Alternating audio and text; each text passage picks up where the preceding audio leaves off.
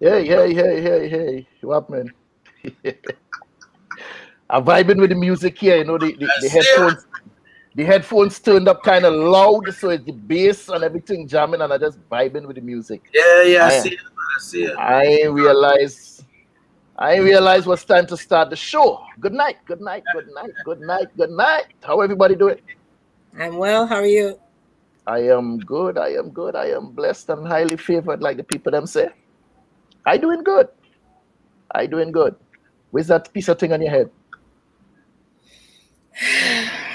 Better represent. Woo! Oh, that's one proud Jamaican, representing she colors Natty S. Natty S. Where I say. Good night. Natty S, thank you so much for joining us. So, Sammy, talk to me. Yes, I. How life, bro? Life is life, brethren. Everything is everything. And how's the weather up on your side of town? Ras cool, man. Ras. Cool as Ras. You know, well, we had a little cold front in Florida. Yeah. Karin, how cold it got? Man, it was frigid one morning. I think it was 65. Wow. Frigid. You see now 65 tall is just a walking park for we. Yeah. Hey, let me tell you something there. Anything north of Georgia, if it turns 65 degrees, these people come outside in t-shirt, you know. That is just what in the middle of winter and they have a 65-degree day. Yeah, we come out of everything off and come outside in a t-shirt just to feel that little bit of sun on the skin. Yeah. That's true thing. Why you all put yourself through this, man? I saw some pictures on the internet with a lot of stuff look like people throw flour in the yard. Where's that? A set of white. There's a small ice, little pieces of ice. It looks so beautiful from a distance. Or get on TV. Like a spoon, and you could dip it. Gorgeous on TV. And put some syrup and thing on it. And the inside. Oh, you're talking about snow cone. That's a different kind of ice, boss. No. Milk and thing, you know what I mean? Vibes it. And you work with that. I see somebody put something. I made a comment. I said, that looks pretty. Cold. It look pretty cold. Good evening, Trinigel. How you doing this evening? How you doing? Hold on. We had somebody else that jumped in the chat a minute ago that I missed. Andrea Lamont. Hello to you. Glad all is doing well. Yes. Thank you so much for joining us, Andrea. Let's get involved and have a nice heart-to-heart conversation tonight. Yeah. I don't want you all to just sit back and listen. I want you all to chime in and give your 2 cents. Please chime in. Because what we're talking about tonight, it don't just involve us. I think it involves everybody. So, Sam, we're going to get the thing rolling. Run the thing. Running it.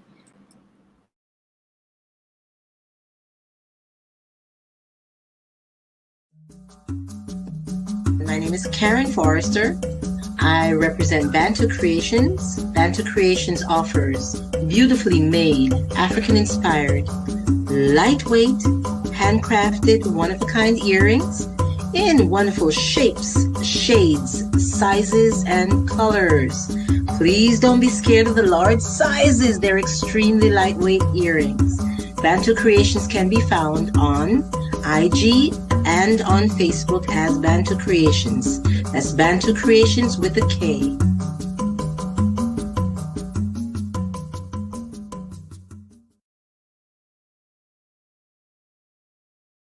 Come check me out, chriskeys.com. I'm worldwide. Tony Altamirano. Hi, I'm Gina. What's up, everybody? I'm Win Vu, award-winning remixer. I'm an artist. Hi, my name's Justina Bethel. Hi, I'm Mike Bowen from Denton, Texas. How you doing? This is Tom Cutt from Music by Tom Cutt. Check out Samuel E. Archer's book, Hybrid Executive. We are in the business, and here's how you can be a better business person because you're running your business. You can find my music at JustinaBeth_EL on Instagram or JustinaBethel.com, and I am a hybrid executive. I'm a hybrid executive. I'm a hybrid executive, just like you. Follow me at Koya Music, and I'm also a hybrid executive. I'm worldwide, baby, but just know I'm a hybrid executive. That's all you need to know, baby. Get on up, B. Check out my music, MikeBowen.com. I'm a hybrid executive. I'm a hybrid executive. Yes, and we're back. Tonight. Well, not just tonight, but since the year start, we had some people very important, very near and dear to some of us that made their transition into the next realm. They were called on home, as some of the old folks used to say. And at the beginning of the show tonight, we want to pay homage to a couple of these people that left us unexpectedly for a lot of us. So let's pay homage to a couple of these brothers and sisters that moved on. Hi, Lucy. Good night, Lucy.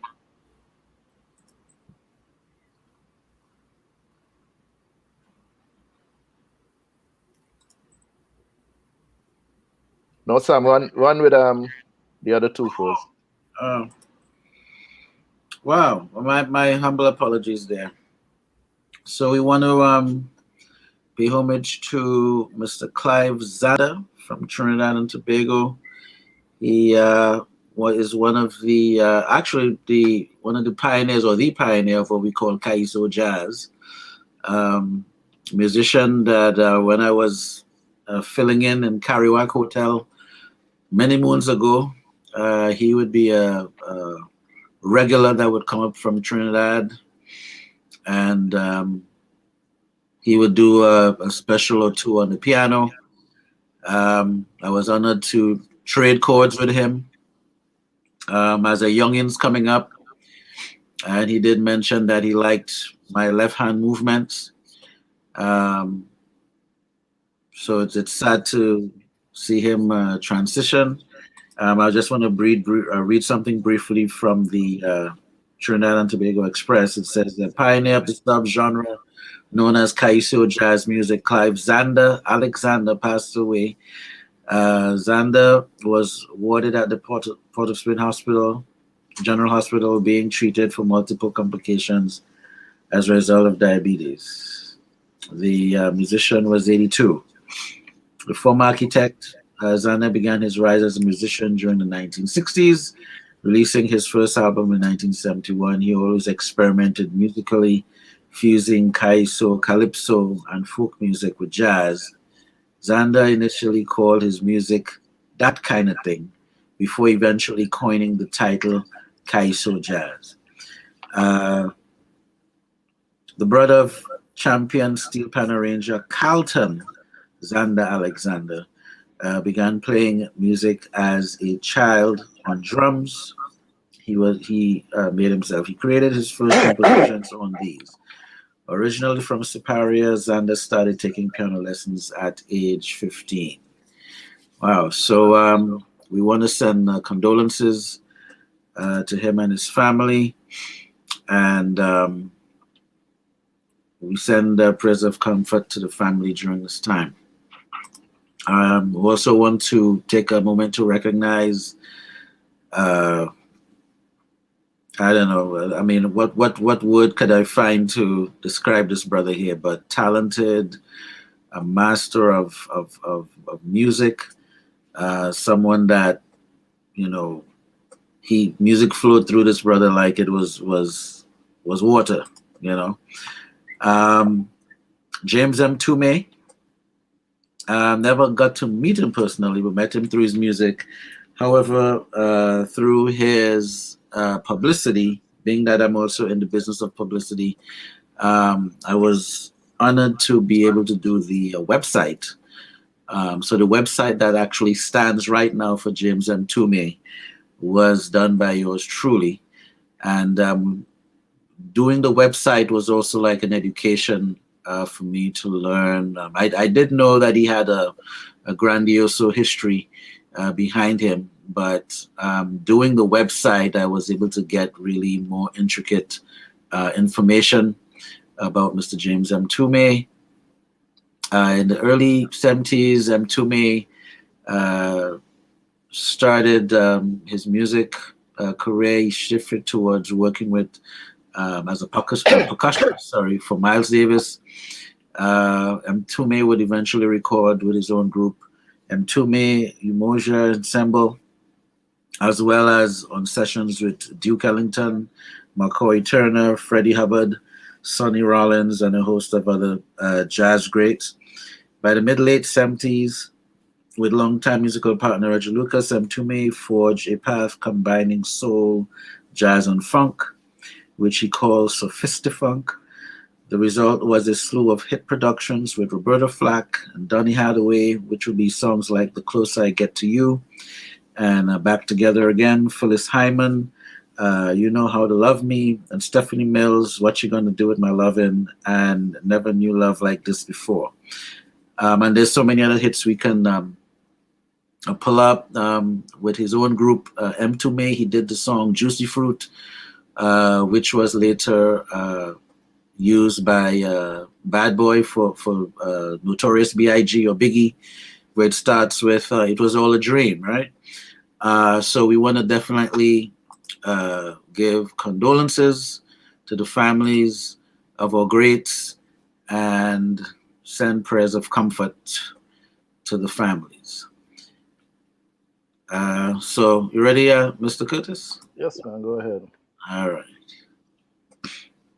Yes, if you are not familiar with this brother's face or not familiar with his work, you have to be a millennial. I don't know anyone being born before that not being familiar with Mr. Sidney Poitier. He was a Bohemian actor. This brother never compromised his standards nor principles for Hollywood. He was a trailblazer. This man paved the way and made it possible for most of us, if not all of us, as practitioners of the art form. He broke down racial barriers to become the first black actor to win, the first black male actor to win Best Actor in the Oscar Awards. And he inspired an entire generation during the civil rights movement. Mr. Poitier was 94 years old. I had the pleasure of reading his book, This Life, several years ago, where he spoke about his desire to go to Hollywood to be a cowboy, like the people in the movies. At that time, he had no understanding as a child what being an actor was. So his mission was to become a cowboy. Several years later, he acted in a film entitled Buck and the Preacher alongside Harry Belafonte. And after the director had a falling out with some of the cast members, the director was subsequently fired. And Sidney was then given the task to direct the film.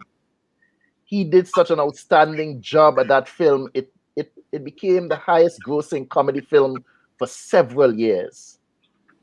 Mr. Poitier went on to act and produce in several movies until he retired somewhere in his late 70s. Rest easy, my elder. You were certainly an inspiration to many, and definitely an inspiration to me as a practitioner, as an actor.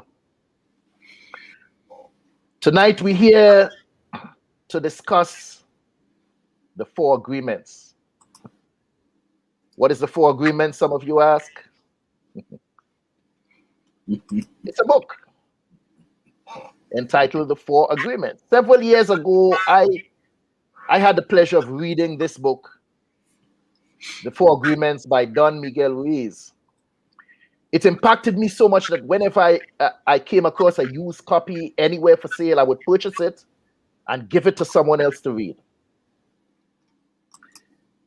It impacted me tremendously on a personal level, and especially with some of the things that I embrace. When I see them happening, I was aware. But while reading as customary, I highlighted pertinent information. I put some of the relevant lessons into practice, and as with any book or lesson, I forgot most of the information with the passage of time. So tonight, I thought that we should revisit the pages of this gem of literature and see just how much of it we may be practicing without actually knowing it, and see what new lessons we could uncover and hopefully put into practice in our daily lives. The 4 agreements are as follows. 1, be impeccable with your word. 2, don't take anything personally. 3, don't make assumptions. And 4, always do your best. But these agreements are a lot deeper than the basic words I just read. Let us dive into them a bit deeper and have what I hope to be some life-altering discussions. Let me ask you, panelists, first and foremost, do any of you have a favorite agreement? I do. Be impeccable with your word. To speak with integrity. Let me just mention the book is written by Don Miguel Ruiz. We didn't mention that. Speak with integrity. Say what you mean. And avoid using words that speak against yourself. And most importantly, he refers to gossip being the most toxic thing that we could spread, which I fully agree with. I've always felt that way. And when I'm in an environment where someone wants to talk about somebody else behind their back, I'm just not with that. So it's one of the most powerful ones for me. Well, I don't know if I have a favorite. I think they all go hand in hand because I like to look life as from a holistic point of view. A lot of times for me, I like to see everything in a big picture style. But I am probably going to tie with Karin in reference to be impeccable with your words, because I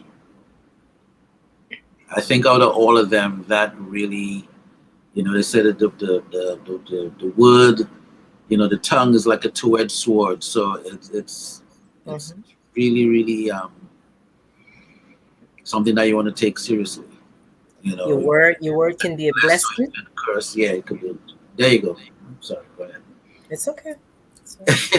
But being impeccable with your word, is that something that, I know you say it's your favorite, but is that something that any of you here take seriously, or do you tend to every day? Sometimes, hold on, do you just speak your mind and just let the chips fall as they may?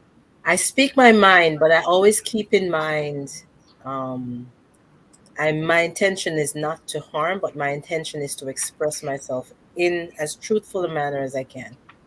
Truthfully, but sometimes it is taken the wrong way, but I always try to be truthful with it.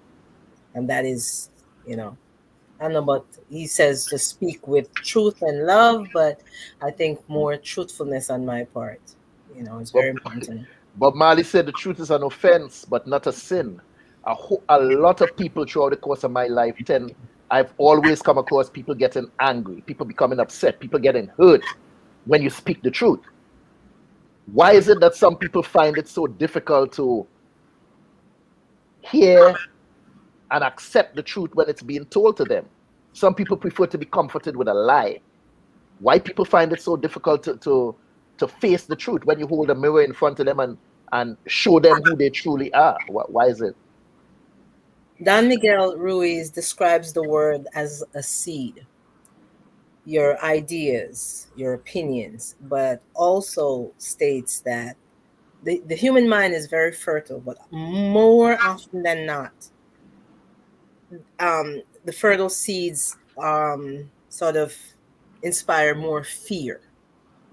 You know what I mean? It's more likely to induce fear in people. People don't want to face the truth. They don't want to hear the truth. Sir? Yeah, I think that it's kind of tough to be critiqued. Yeah. It's not everyone can accept being critiqued, or where they have to take responsibility. You know, I guess based on the society we come from, it's easier to point the finger and say, no, it's him or it's her. It's not me. You know, and that's something that many of us, we have to grow out of. And as you mature, you can start taking responsibility. But a lot of folks, it's tough to be critiqued. Yes. You know, Yes. but sometimes it's necessary. And again, I think with maturity, folks can take the information and actually use it or learn from it, and take responsibility as well. So. And he discusses the misuse of the word, is how we pull each other down and keep each other down. When he breaks down the word impeccable, he talks about him being not, and peccatos, referring to sin, but not sin in the sense of a religious way, sin in not using the word against yourself, you being the focal point. When you're out there and you are willing to tell someone something very negative or very caustic, it says more about you and how you feel about yourself rather than how you're feeling about that person in that moment. You get me? Yeah. And we also have to leave an example for our kids. You know, I remember growing up, and I will imitate what I hear the adults say. You know, so if let's say, for example, now this isn't a true thing, we're just being fictionally. I don't want to point the finger at anyone, but let's say a parent of mine, either one, would probably keep saying, "Oh my God, I have a headache," and it was something that they would keep saying over and over. After time, you know, you as a kid coming up, it would just say, "Oh, I have a headache." You know, even if you didn't have a headache, you just want to say it. So if we can practice saying positivity, or again, we have it said here, be impeccable with your word, then that's really more of a better approach, especially leaving an example for the young ones coming up, so that they too can actually, by example, use the power of the word the right way. And Don Miguel Ruiz also mentions as an example that you've just used children, of a woman who adores her daughter, a little girl, like, I don't remember the age, but that's not really important. Excuse me, I'm getting a little hoarse. And she absolutely adores her daughter. But one day she comes home from work and she's absolutely exhausted from the toxicity of her work environment. But she brought that home with her. She comes home and has a massive headache. So she just needs a little quiet space. But her young daughter doesn't quite understand that mommy needs a little time alone to sort of unwind, which it's true where you look at a situation.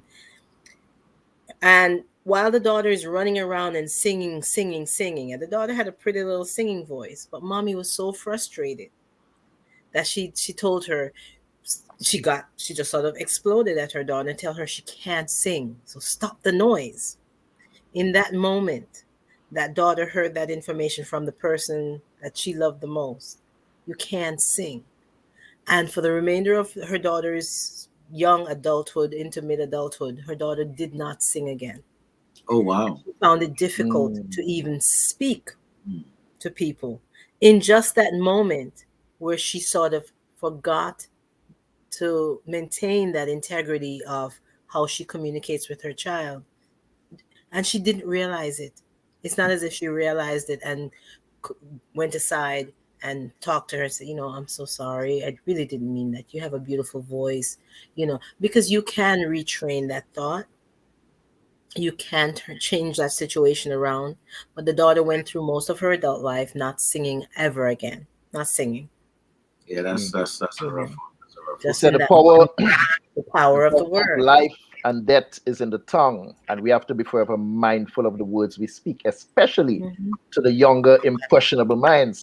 I remember several years ago an experiment. I read something about an experiment being done on a job site where a particular young lady came in, and the first person she encountered said to her, "You okay?" She said, "Yeah, why?" She said, I don't know, just something about you look a little off." She's like, "No, I'm fine." She walked a few feet again before she got to her office, and somebody said, "Wow, how are you feeling today?" She said, "I'm good." He said, "No, son, your eyes look a bit hazy." And by the time she got to her office and sat down, someone came in and they said, "I'm so sorry, how are you feeling today?" She said, "Why everybody keep asking me this?" She said, the other person said, "No, you look a little down." By the time the fourth, fifth person came to her and asked her how she was doing, she said, I'm not too good today. I don't think I'm feeling good." And her entire demeanor changed just because of that negative reinforcement from the people, and it was just done as an experiment. So after 5 or 6 people told her that she wasn't looking well, and she looked as if something was wrong with her, she began to actually feel ill, as if something was in fact wrong, and wanted to go home, take the rest of the day off, when absolutely nothing was wrong with the woman. But it was just an experiment as to how that negative reinforcement can, in fact, affect someone's mood, affect their behavior, and even affect their health. Absolutely. So if this could be done within a few minutes, imagine what is being done over a lifetime when you look at a child and say, "You're stupid. You're Shut ugly. your mouth. You're ugly. You're ugly. You can't sing. You're nappy head. You're good for nothing. You're good for nothing. You're just like your father." You know, and it's being said in a negative way. "You look just like your father." And then you begin to think something is wrong with your looks. Because why would it be said in such contempt that you look like your father? "Move away from me. You look like your father." Why do we continuously use this negative, debilitating language to children, not understanding the harm that is being done in the process? Not And understanding the influence of your word, the of your influence words. on a child, even on an adult, much less a child. Yeah, that's what I'm saying. Carol Knight said, "Words are powerful. It can build Very. up or break you down." And it is also important even in relationships, not just like I mentioned on the job, but within the household. You know, I've mentioned this on the show before. When you look at a spouse and say they might have messed up with something, whatever it might be, we all human, we make mistakes. Some of us don't realize that. We think that we above reproach, right? So we look at the other person and we say, "What's wrong with you?" Those words those are not kind words. That's an attack on somebody. What is wrong with you? So they automatically assume something is wrong, right? Ruiz ahead. uses one of the strongest arguments for this particular for being impeccable with your word. Uses this one person, historical figure, infamous, who convinced a nation, a country, that one group of people weren't of any value and should be killed off. It refers to Hitler. This person decided that if you weren't blonde haired, blue eyed, with a certain skin tone, you weren't of any value. And an entire country of supposedly, his words, educated, highly educated people, slowly but surely over years, went along with that and assassinated an entire ethnic group. And those words, let us not forget, led to an entire world war where hundreds of thousands of others died as a result of one man's opinion of a group of people. It may not necessarily have been his opinion. Yeah, his opinion. And he voiced that. And because of the position that he was in with followers, a lot of sheep, they bought into that rhetoric and followed blindly along with anything that he said and murdered, maimed, killed anybody in their path based on one man's opinion of a particular group of people. Right. So once again, people be careful of what you say to yourself, what you say to your children, what you say to your the people that you encounter every day. Sometimes, even on the street, you have homeless people who may come to somebody and they beg for something, $1, a dime, something to eat. And you have people who look at them and say, go get a job. You're lazy, you're a bum. Think to yourself for a minute how difficult it is for someone to go look for a job when they have no possessions. They have no documents, no address. They don't have a change of clothes. They don't have a place to take a shower. But you tell them, go find a job. Would you hire someone like that walking into your establishment to do what? You wouldn't want them. The security may not even let them pass the entrance. But you tell them, go look for a job. When all that person may be looking for is something to eat at that particular point in time. I'm not saying everyone out there with a sad story may be down and out. Some people are hooked on illicit drugs and whatever the case might be. But once again, we have to be mindful with our speech when addressing people in those predicaments. Just to attach a little comment on that. Sometimes I wonder, based on what you just said, what came first? Because there's a lot of mental illness out there. Was the mental illness in existence before the homelessness, or did the homelessness and the depravity of the situation lead to the mental illness? Because I think a lot of people ended up homeless and So wait, you asked me the question and you're answering it? No.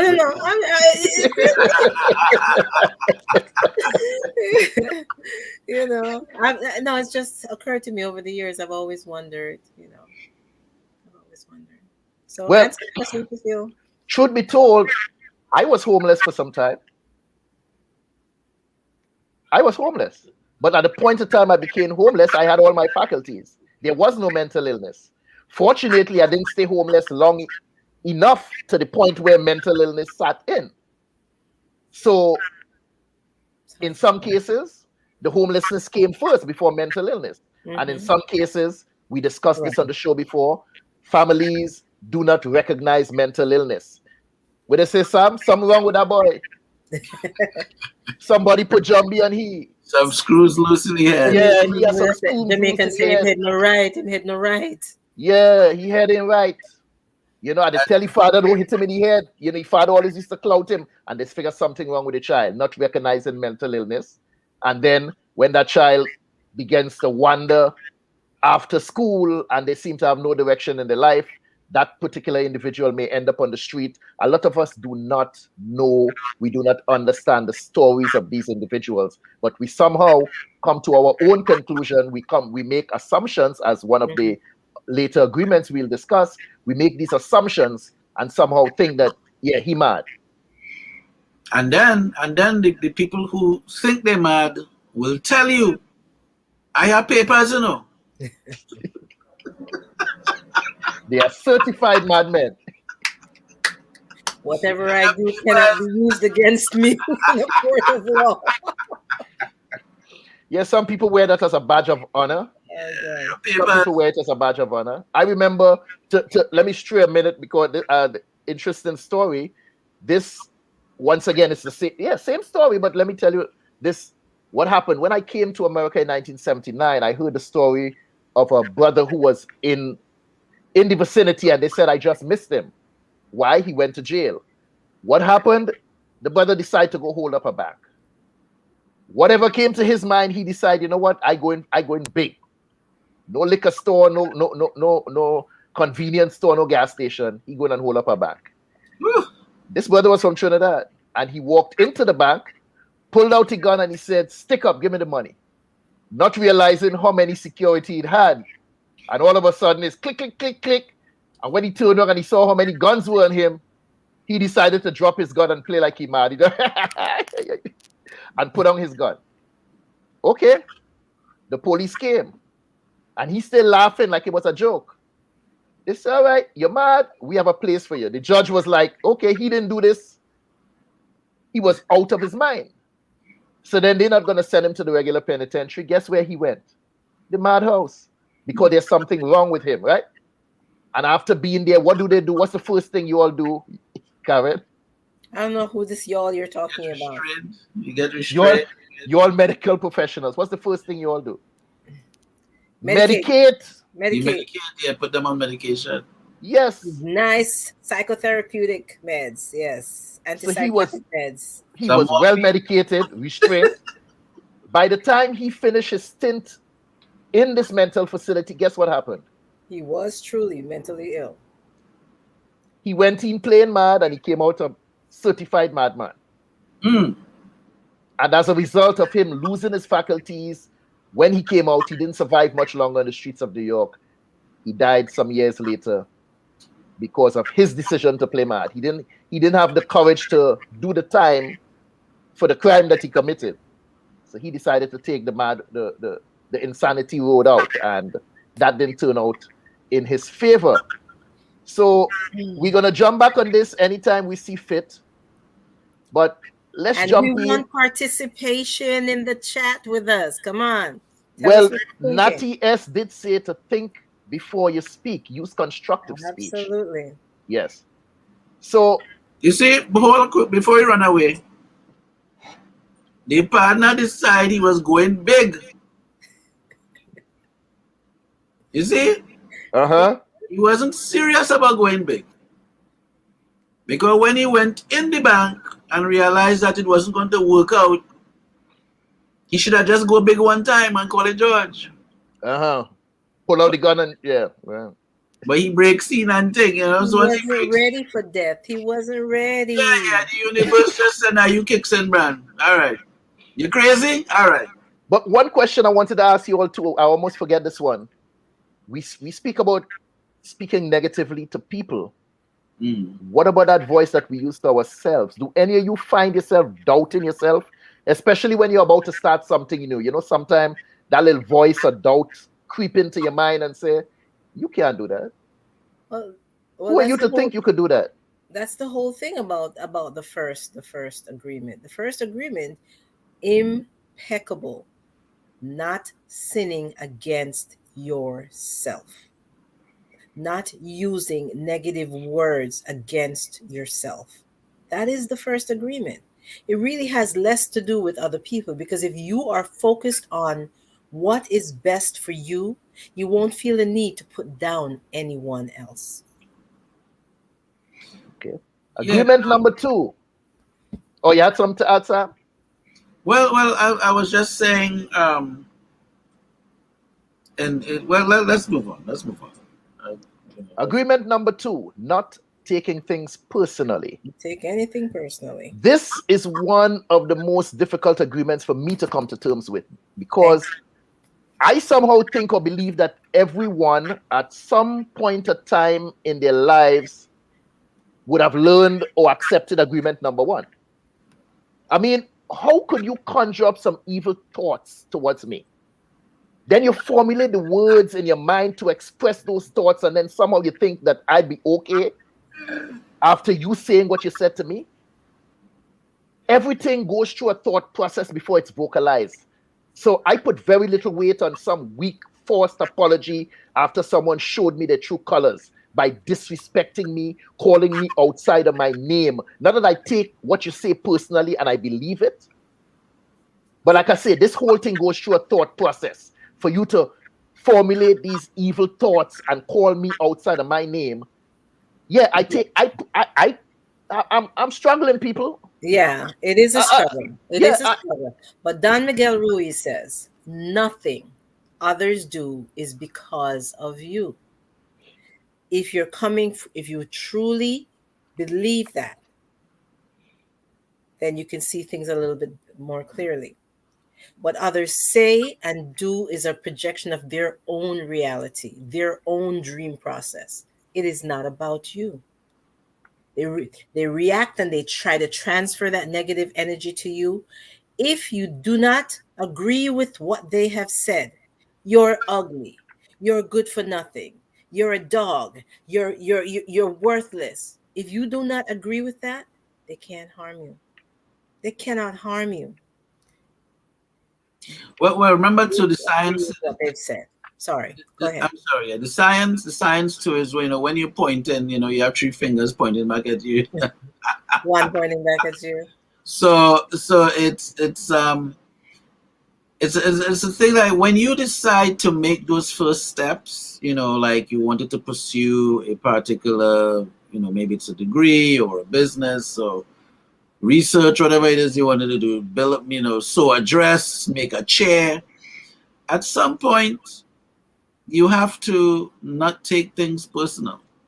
Mm-hmm. Because you build a chair and this person, oh, that chair too short. Or I like the chair, or this chair this, or this chair that, or the other. And then someone goes, you know what? I have something I could do with this chair. You thought about me when you made this chair. Thank you so much.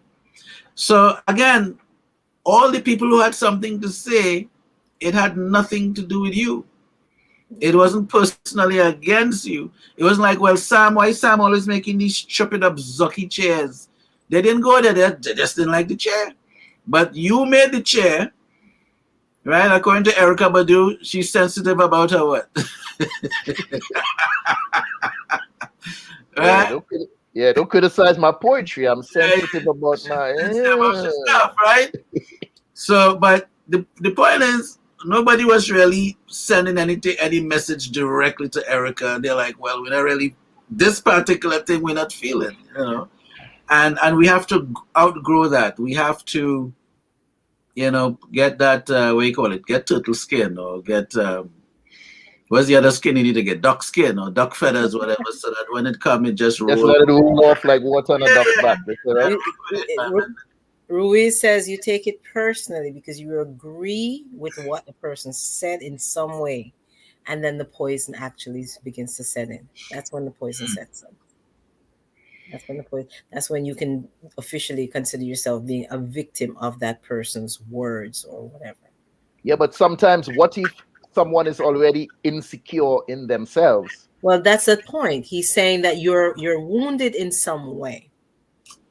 Whether it's from a childhood emotional trauma, we're not necessarily talking about anything physical here.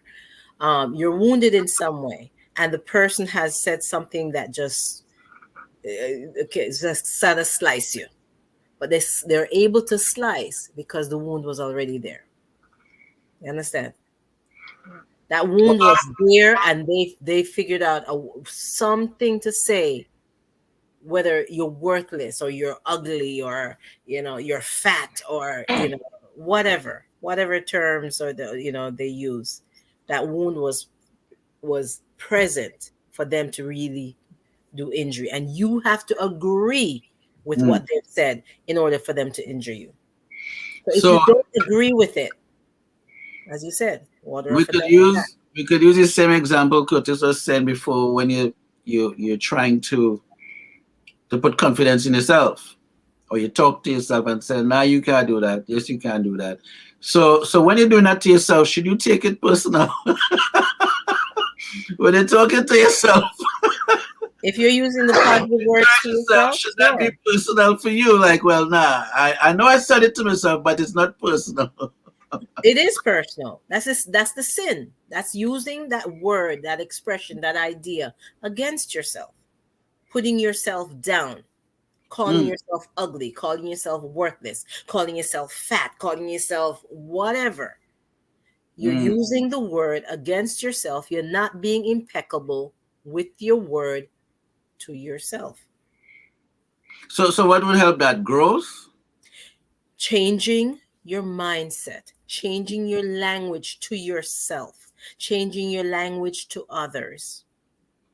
Definitely. Because, like, okay, some people, you might say, they might be talking bad about themselves and think, well, if in this case, if it's a woman who thinks she's ugly or she doesn't have, but you may come and say, no, you're beautiful just the way you are, and you bless them with good words. what makes them still not listen to you blessing them?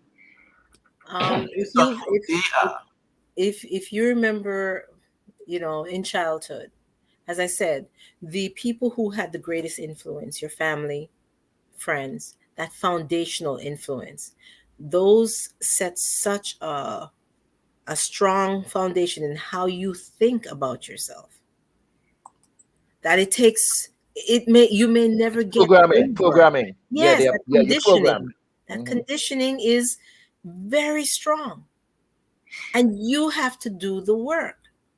If you know you're an amazing pianist, or that you look amazing in your clothing, or you're excellent at particular skill, but all you've heard along the way as a child or young adult is that you are terrible. Somebody steps in your life and says, "Oh my goodness, you're amazing." Mm-hmm. You sort of discard that. Our brains, for whatever reason, I've listened to neurologists try to explain, our brains are geared towards that fear response, towards the negative feedback. I'm not sure what the hand is about, Sam, but there's a voice that goes off in there that says, you're lying. Yeah, right. You're lying. Well, somebody tries to change it, but you have to be prepared to change it yourself, because it really is not about the outside, battle. It's about the interior war that you're waging. You remember that movie, Sam, with Monique, when she went to she didn't go to Africa. She was somewhere at some event, and an African brother walked up. She had a slim friend, Monique, fat Monique, and a slim friend.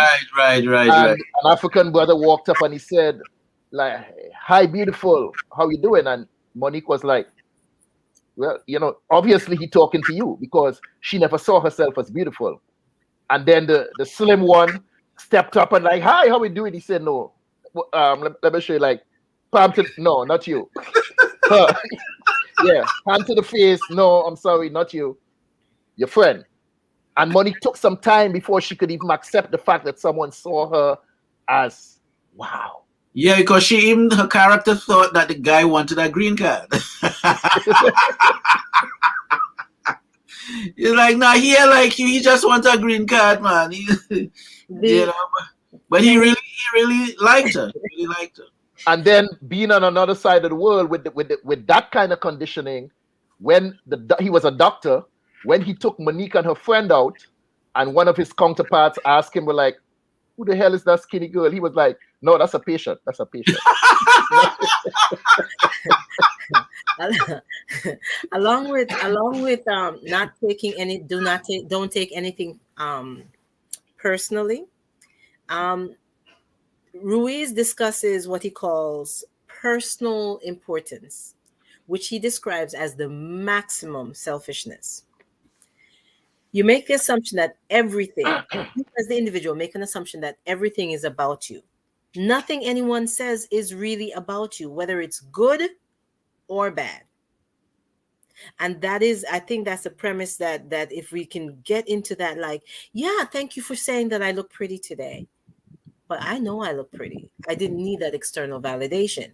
But we're culturally, we're geared towards getting some positive feedback to reinforce what we already knew. So let me ask you something, Karin. So if you going out and you spending all this time up yourself, you would be fine with no one giving you a compliment, right? I am fine with it. Personally, you'll be I fine. look in the mirror and I do like that 360 view. And I see the behind, and the behind doesn't look right. I'm changing the outfit. If my hair is tight and my face is good, I'm all right. But sometimes I've actually gone outside and caught myself in a reflection of a store, those huge reflective mirrors, like, okay, I have to get home and change this clothes because I thought I was all right. Oh, really? Oh, yes. Okay, so but if you did get a compliment, though, if someone saw you, like, "Oh, you look nice today," it's very sweet. With that, it's sweet. But his premise is, good or bad, know who you are. Know what you've come to this plane with, essentially. Mm. You're looking for validation outside of self. That's why people can harm you with the negative. It's lovely to hear someone say, you're gorgeous today. Man, you're wearing that dress. Your heels are fantastic. I'm speaking as a woman. That's obviously, because I never said that to myself at all. Or you're doing a fantastic job on this project. You did a fantastic job on the speech, and that's all fine and dandy.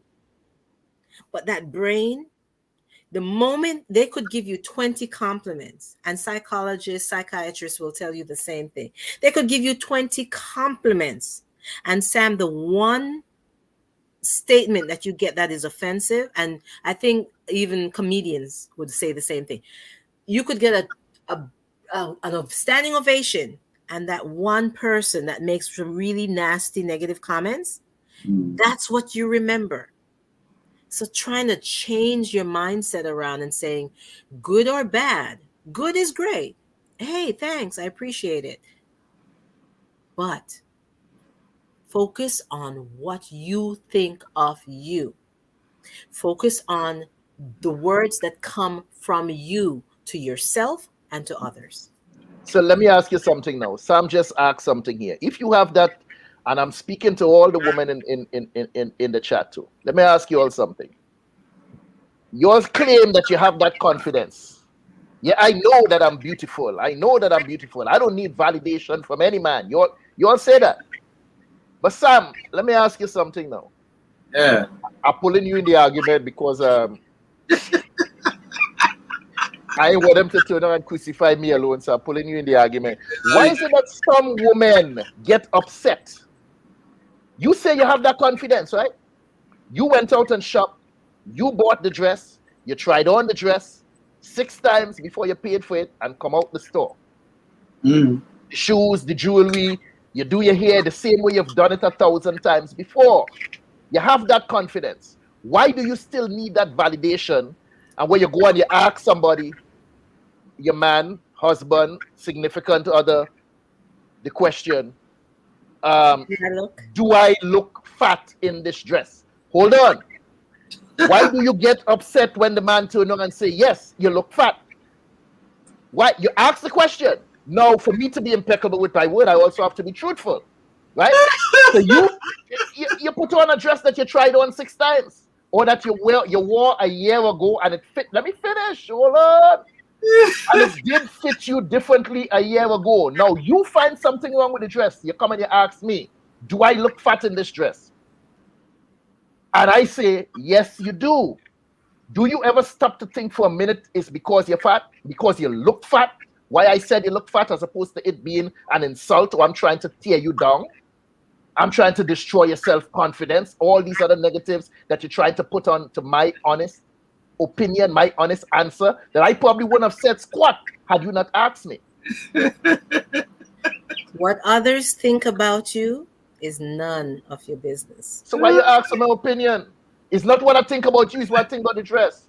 It's funny. He says what you're saying is, when somebody says what you're saying is hurting me, it's not what I said that is hurting you. It's what I said has touched wounds you have. And that's really, really true. So hold on. So the question is asked. I don't think I've ever seen any situation where the guy is ever truthful in the answer. Oh yeah, guys will be truthful. If they're angry, definitely will be truthful. Because what happens, even if he's a man, he'll be truthful. That is not necessary. I don't think it's a question where you're actually telling the truth.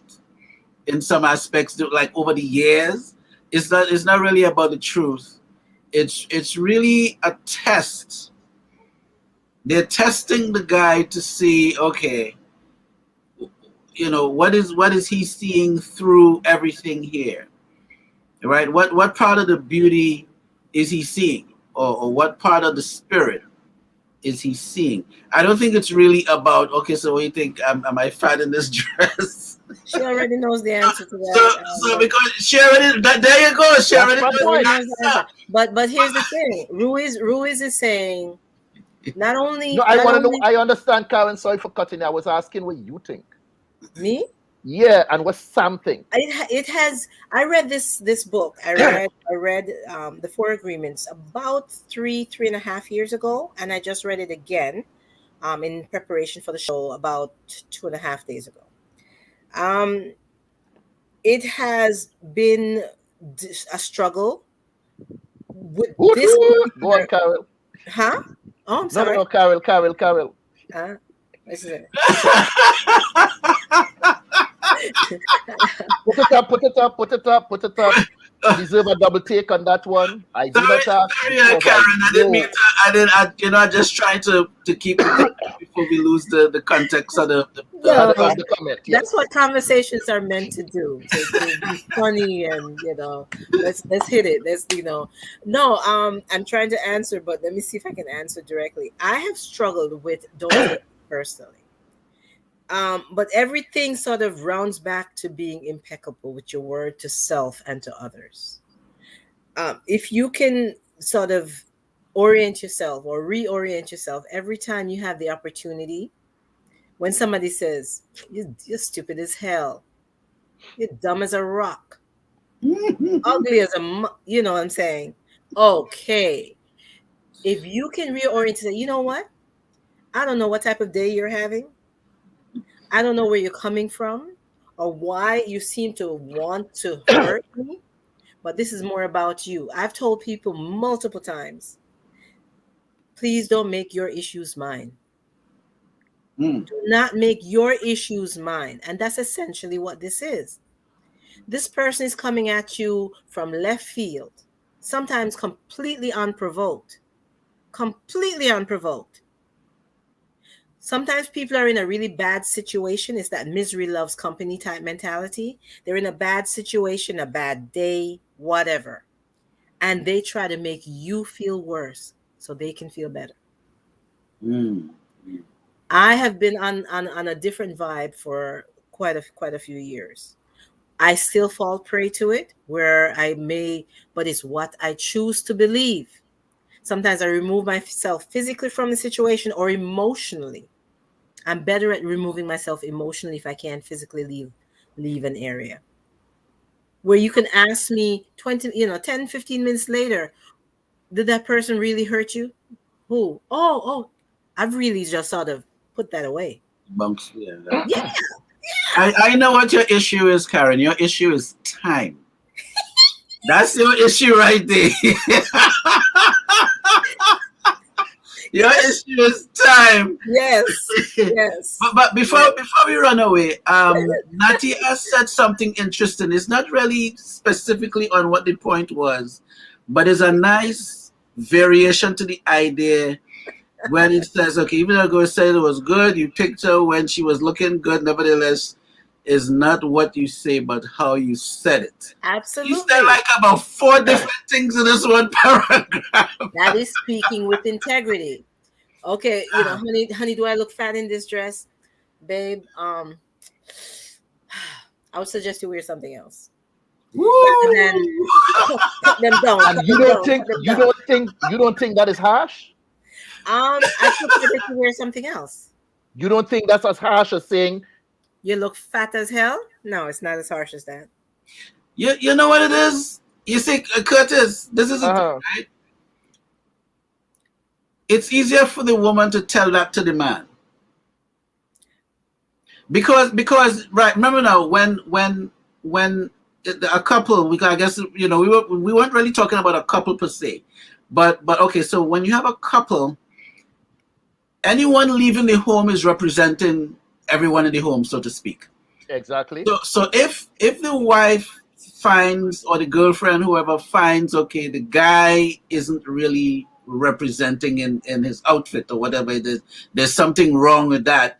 It's really easier for the woman to say to the guy, hey, wait, no. Could you rock a different shirt? Could you rock because the guy wouldn't take it. The guy wouldn't take it like, No, Sam. No. Give me one shot. What about this one, Sam? With the two man, and say, man. sit down there. Hold on. I will pick something for you to wear. Man. I am going to pick something for you to wear. Hold on. Let's say I'm 45 years old, right? That's what I've been dressing all my life, right? I was looking sharp enough to pick you up. All of a sudden, I can't dress anymore. You want to pick my clothes? Sam. What's that about? Sam, Sam, if she loves you, really loves you. This is a woman who really loves you and wants you to represent yourself, her, you have children, the family. Just like you said to the kids, you're not just representing yourself when you walk out, you know. Right, you represent. Right. So this is true for adults too. But the woman, a good woman, is going to say, now, babe, you know that shirt don't fit you properly. Let me get this. Let me bruise out this thing for you, man. What you want to wear? Oh, all right. But try this jacket. No, man, try this shirt. Lord God, the tie. That tie don't really look too good, you know. Try this now. It's a little different. And I think the woman has to, as Curtis always said, ask better questions. Ask better questions. But that's true. But you see that. But okay, so I think Karin sees the point, because when it's the other way around, it's a totally different context. The communication is completely different as well. I will never come out and say you look awful. No, I'm gonna say, you know what? You have a pair of black jeans, you know. Try that. No. let me get you a shirt. And men view it as being controlling. And I'm not saying those situations don't exist too. But sometimes that woman that loves you is gonna say, "Boy, babe, that don't really look so fantastic anymore, you know. Let me try this one. You remember that shirt? Or best of all, she go into that closet and she said, "Jeez, gosh, I'm going shopping for you, baby." Or she not tell you, she come in with some fresh gear for you. Just come in with some fresh gear. If the man look at you and say, "Your body not look right in that dress," your body not look right in that dress. But be impeccable with your words. These are the agreements. If you don't want it to go outside and constantly keep on checking yourself, feeling, you know, lacking confidence, then you swerve it a little bit. But you all say you have the confidence and you don't need anybody else's opinion. Good or bad. And yet still you come and you say, "Baby, which dress should I wear? The red one or the blue one?" You said the blue. You know what they do? They're going to put on the red. Yeah, but hey, it is what it is. But we're part of a culture, and we're bombarded with all these images and stuff of what we should and should not look like. So we're still victims of situations. It's how to learn not to be a victim. There lies the power. I'm going to be traditional Sam on the show and bridge a gap. Okay. No, Karin, you remember when you said that when you dress, you do the 360? Yeah, I do. Right. When I don't, I get totally shagged. Right. Now, Curtis just said he's been dressing himself and looking sharp for over 40 years. But you know, cataracts and stuff. Let the man talk about. No. So he's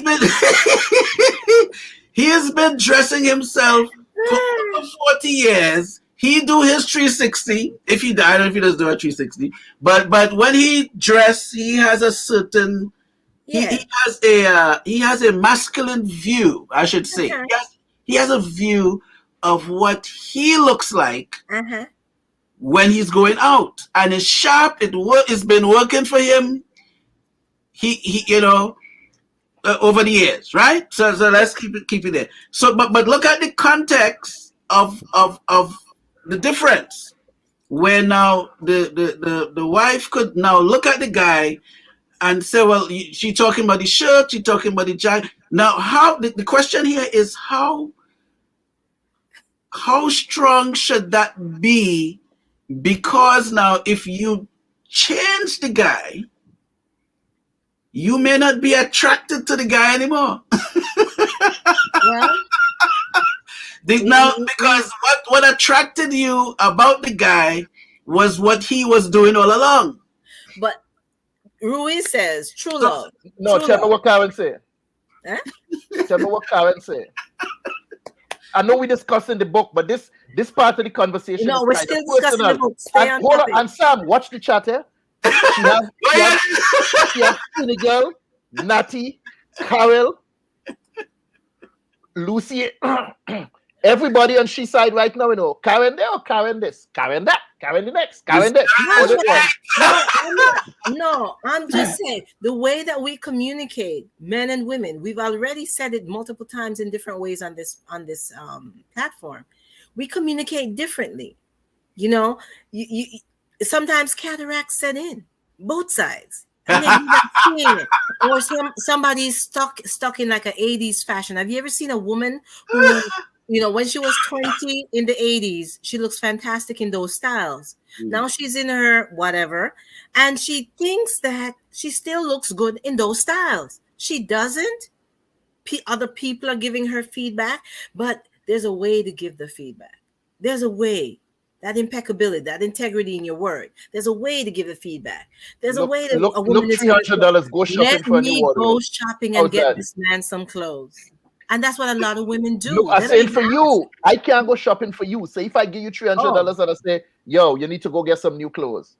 But give the person an idea.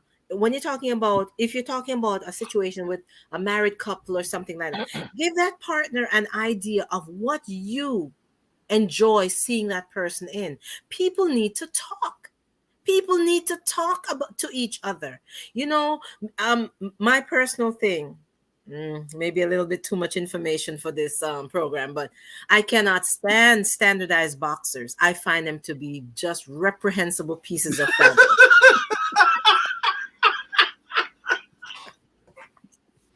I said it. I said it now. Say what you mean. Part of the integrity of this topic. Okay. Standardized boxers. What's the point? Flip all over the damn place. Boxer briefs, yes. Attractive briefs, yes.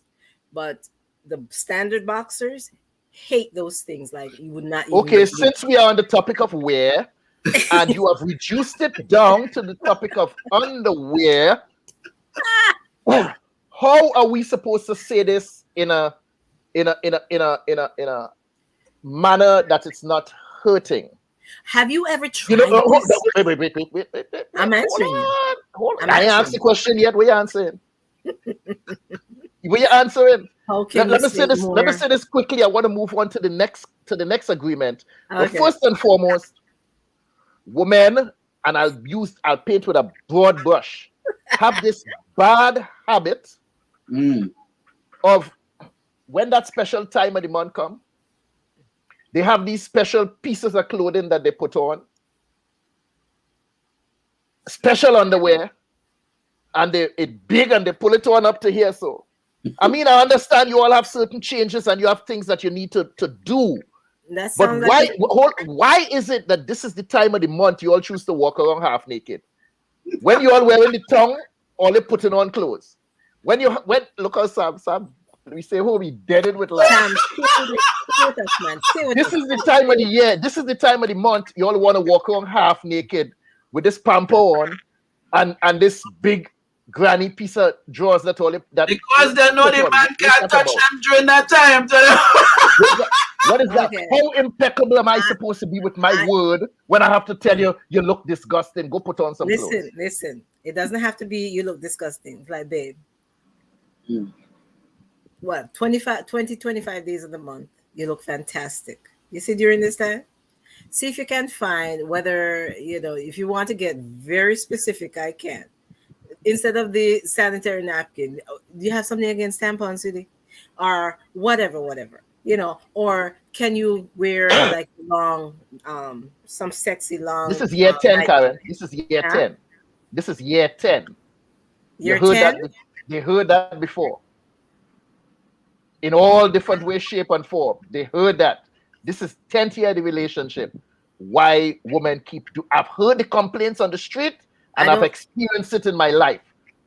Since you're the representative for women here tonight, you answer me. What is that about? How impeccable am I supposed to be with my word?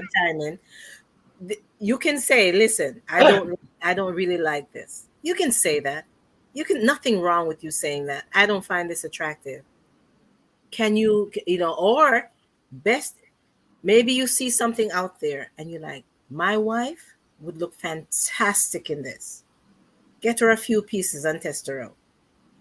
And also, I think we're going away from the point. No, it's not away from the point. Hold on. I feel women like to, if they know you can't have sex during a certain time, they want to reveal more and do all kind of things to tease the fella. Because they know nothing can happen because it's that time of the month. So they're real freed up in front of you. That is not all women or most women. So let me finish. Then sometimes you might be far away, so they're making all kind of comments. But when you get together with them now, all the comments and all the stuff they were taking, everybody they put on more clothes. And the comments change. I was married. Last week you were saying, we're not Karin. We're not Karin. No, you say last week you were saying all kind of thing. I hear now what happened. Where you breaks in?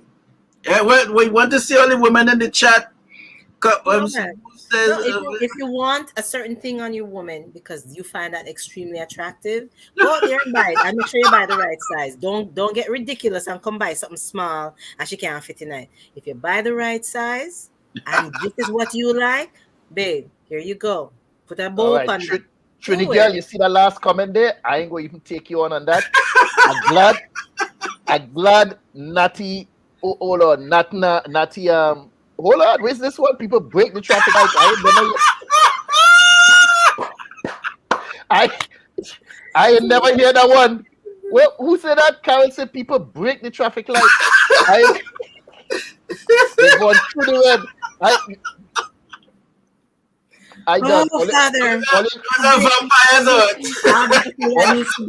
All you're taking this conversation in another way, in another department. And I bet we'll come with it. I bet we'll come with the topic for you. I bet we'll come with it. We're going all right, so moving right along. We're going to come with that topic though. Don't worry. Agreement number 3, not making assumptions. Mm-hmm. So many times when someone does us wrong, we as people, we in total disbelief that somebody commits such a selfish or reckless act against us. We sit down like, but wait, how could he?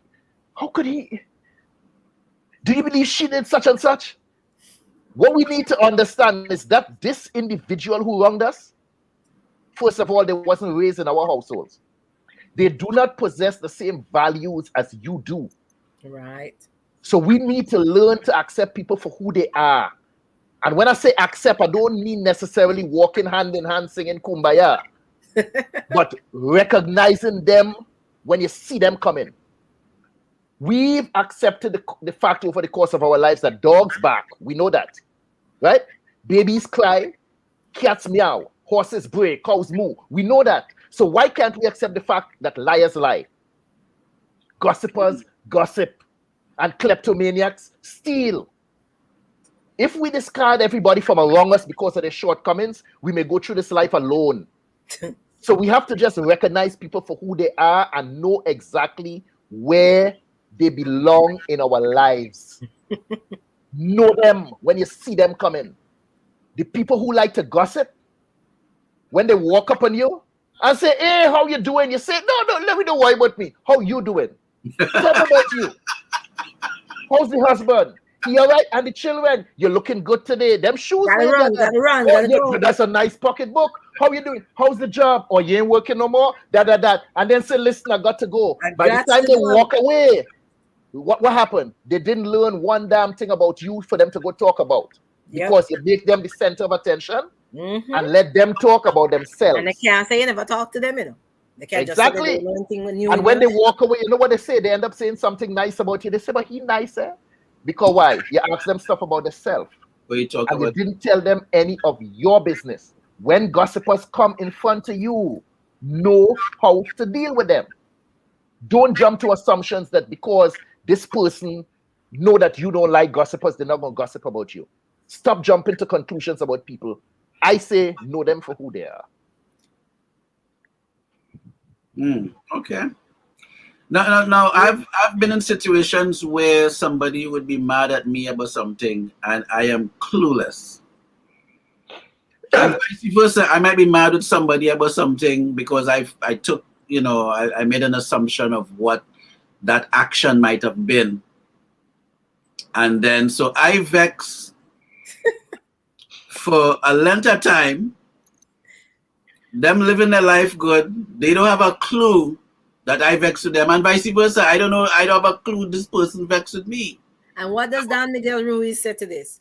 Find the courage to ask questions and to express what you really want. Communicate as clearly as you can to avoid misunderstandings, sadness, and drama.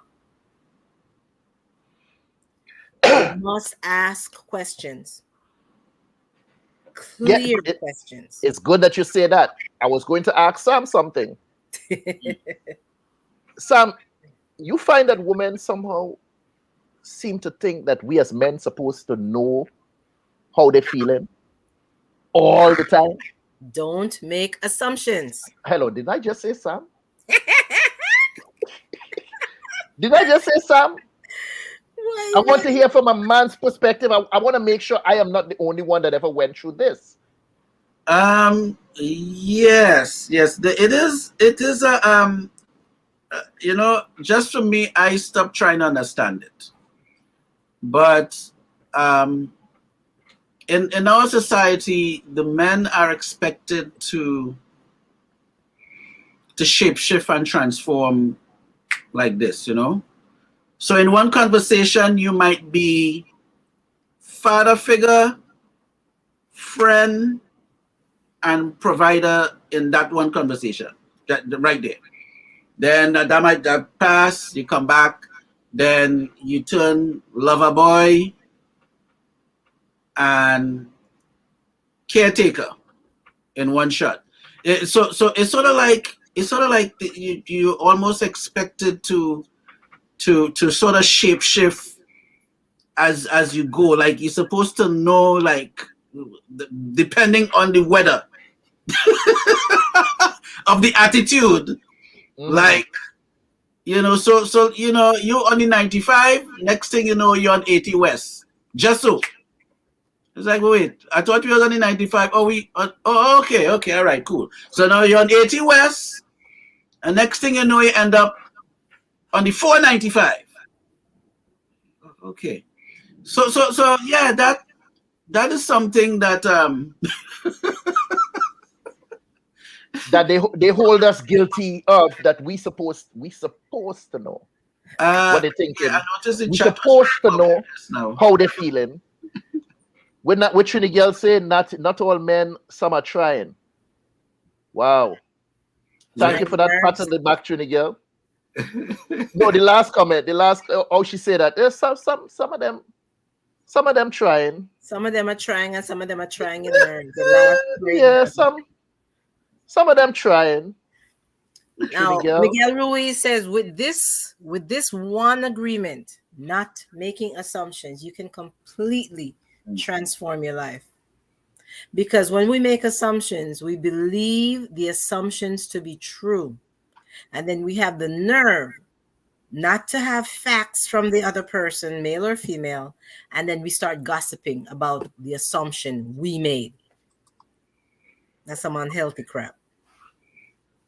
Okay. And that might have to be a show. Yeah. You see, so I'm agreeing with you here, Karin. So many times we tend to blame other people for not understanding, but what about the need for us to be better communicators? I try. Sometimes I fail, but I try. We say he or she don't understand me, but are you making yourself clear so that the other person will understand? Instead of trying to throw, some women especially, they throw hints. They throw hints, and somehow you're supposed to get it. And then when you don't get it, and you might continue the same behavior, which in your mind is okay, right? And then they say, but I've been trying to tell you this for months. How? Why didn't you just tell me instead of trying to tell me? He says we assume others see life the way we do. We assume others think and judge the way we think and judge. Wow, that's true. And you know what they say about the word assume? Right? We all clear on that one, right? Yeah, we clear on that one. We all clear on that one. So give me some answers, people.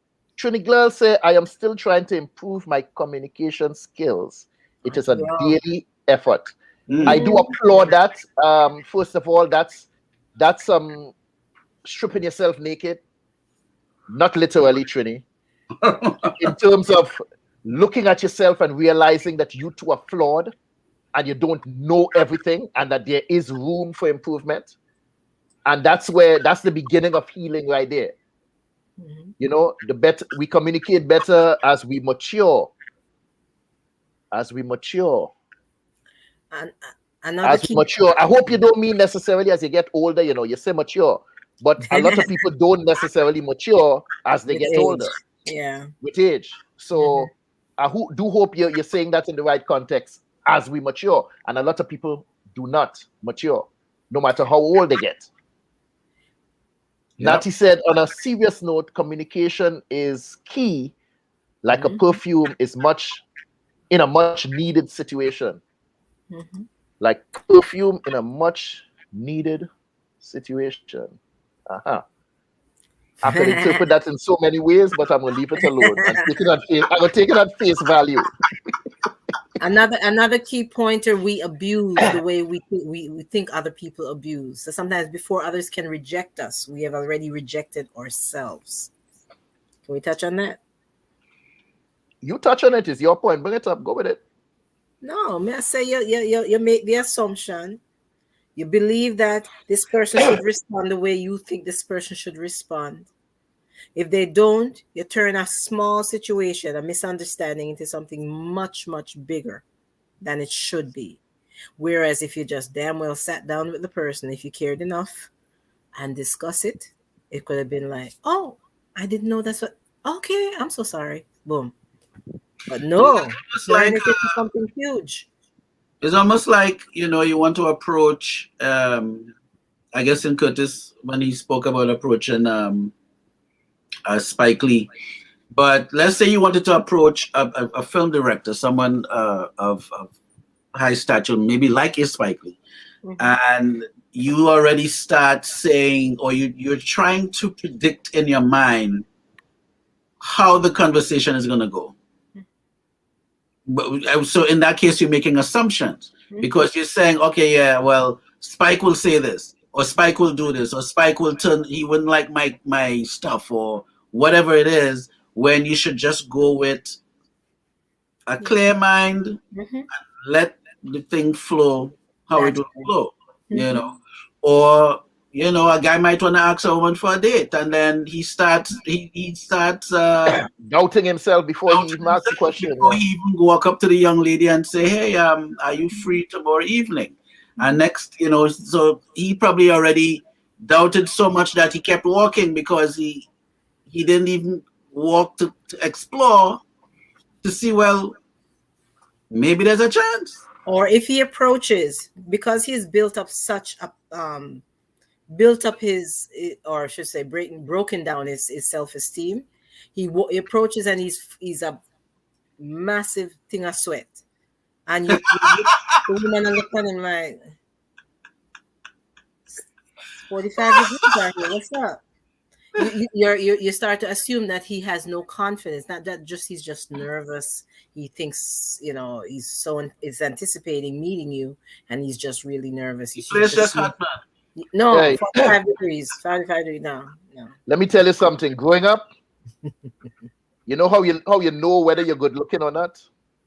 You see when music playing, you're in a party, and you ask a girl to dance. When she turned around, she said, mm-mm.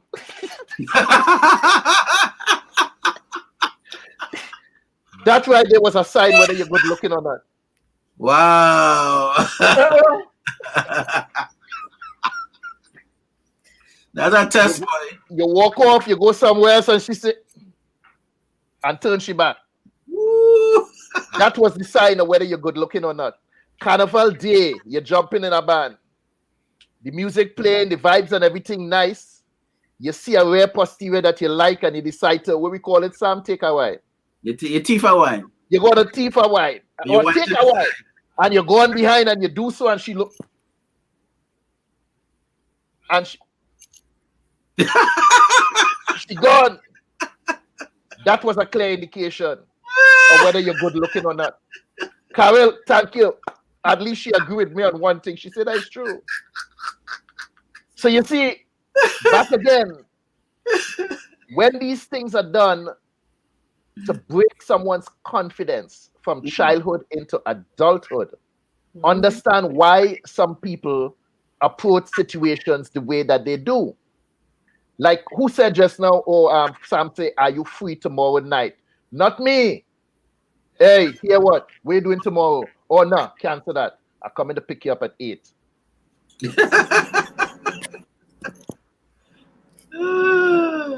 I ain't asking nothing.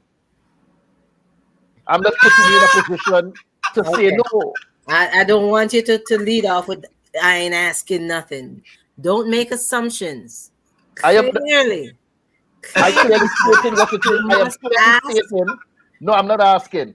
Cancel your plans tomorrow. I will pick you up at 8. Make with the on the book. Must ask for clarification by asking questions. You must ask for clarification by asking questions. Aren't you setting yourself up for disappointment? Number 4. Hold on. Lucy said. Karen, talk to Lucy for me, please. Did you just talk about Trini girl, what you say? I would cancel my plans if a man said, all right, Trini girl, put your number in the chat. Me and you. Because women Lucy said, Curtis, you are foolish. Karen, everybody praising you for the night. Women are attracted to confidence, but not to persistence and arrogance. So it's a fine line. Talk to Lucy for me, please. She calling my name. She's trying to break my self-confidence. Talk to her for me, please. Lucy's your childhood friend. Me not ask for Lucy for you. Handle your business. That's right. But that brings up an important part based on the second agreement, I think it was. I've always told my children, the bigger ones, people can call you anything they want to, but it's more important what you answer to. Absolutely. Because if you are walking down the street, Karen or Sam, Karen, and someone's, hi, Jenny, would you turn around and answer? No, your name is not Jennifer. You will not respond to that. So why when someone looks at you and say, you're this or you're that, why would you respond to that? That is not your name. That is not who you are. You have to learn how to just let that slide because that is not you. So that I'm reinforcing what was said earlier on. Absolutely. Because I sort of forget to make that point. So I do agree. Never let someone, and Les Brown says it best, never let someone's opinion of you become your reality. Definitely. No, you know what? I just remember a scene from Curtis,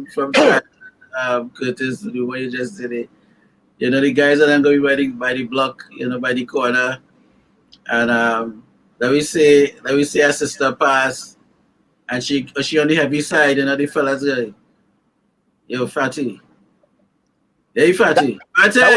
That was a term of endearment. I don't see why people take it so personal nowadays.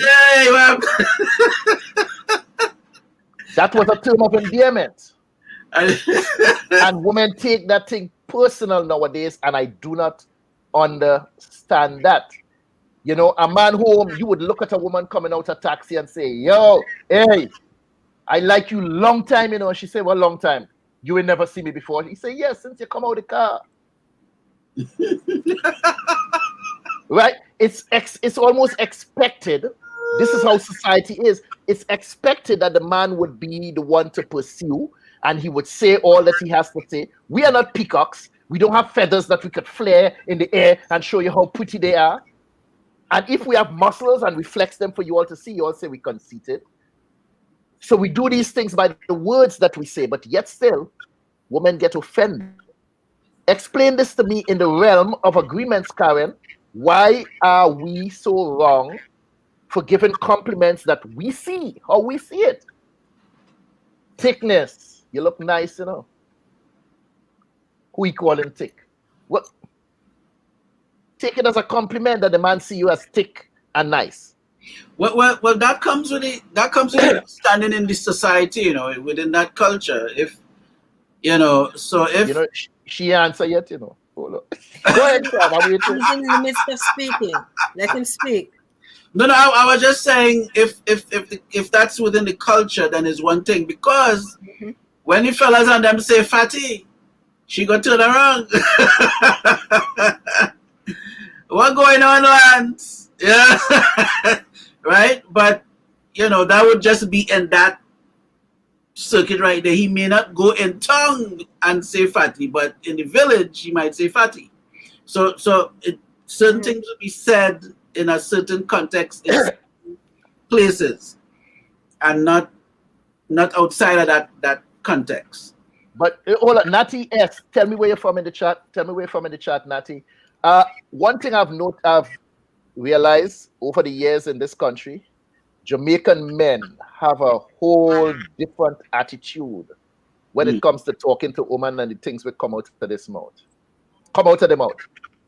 And somehow the majority, I'm not saying all Jamaican women, don't seem to take offense to that because that's cultural in terms, it's more or less what they expect to come out of the mouth of a Jamaican man.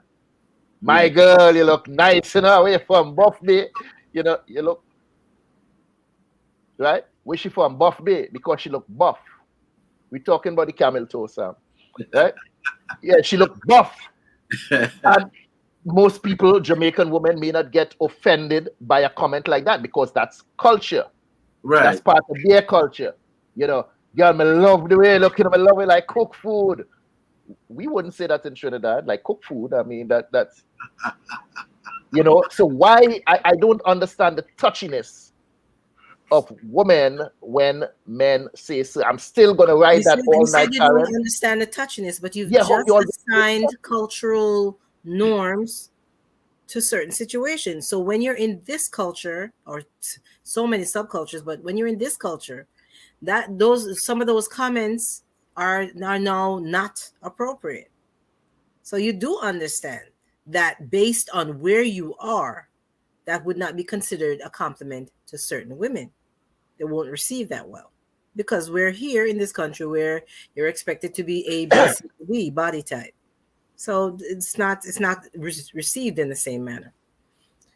But if you are accustomed to the cultural norms, why is it then taken as an offense if you're not buying into what it is the person is saying?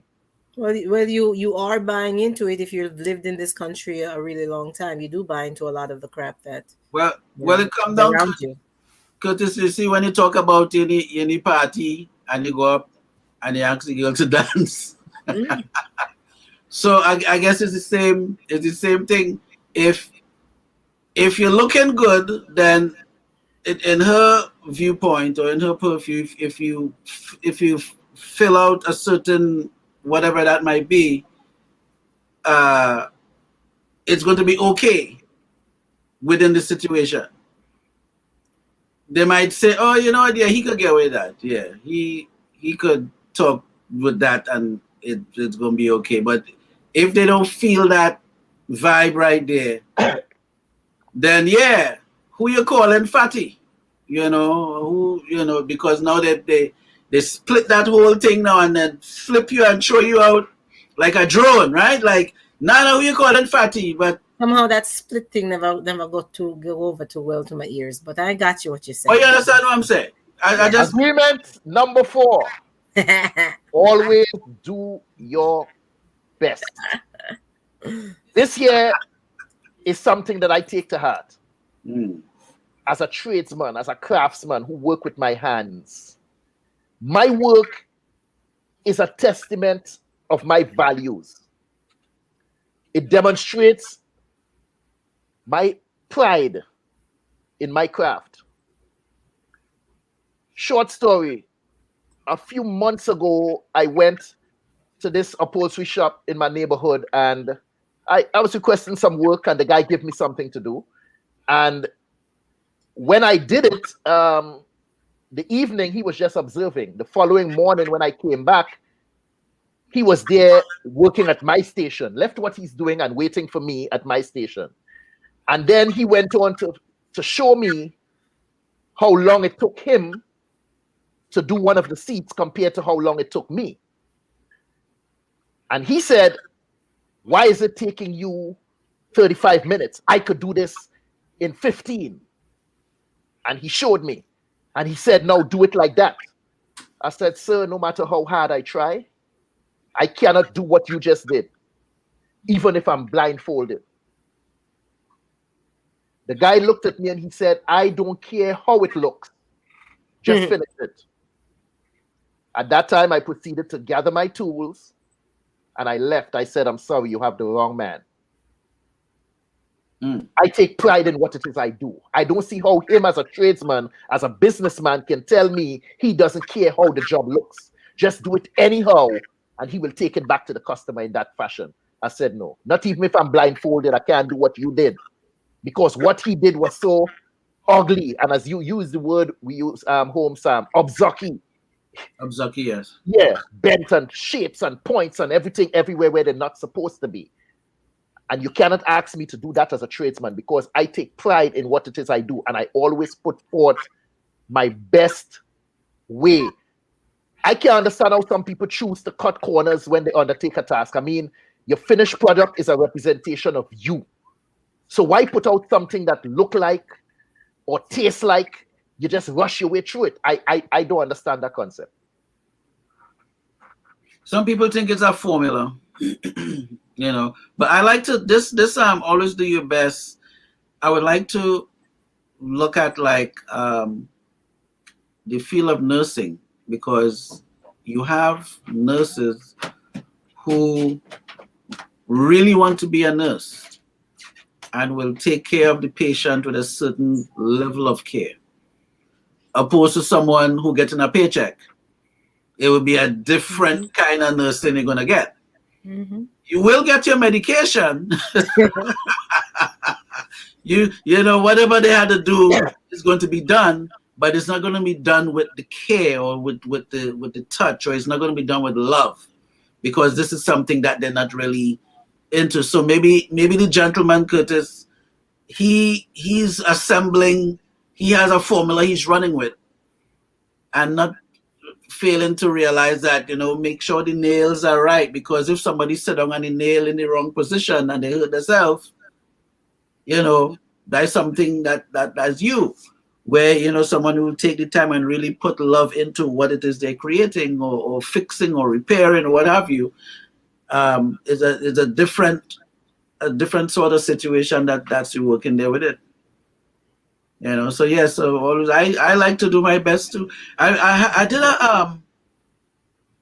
did some music for I'm the musician on the panel here. So why did you talk about nurses if you're the musician? Why didn't let Karin talk about that? Sure. Go ahead. I just get an next experience.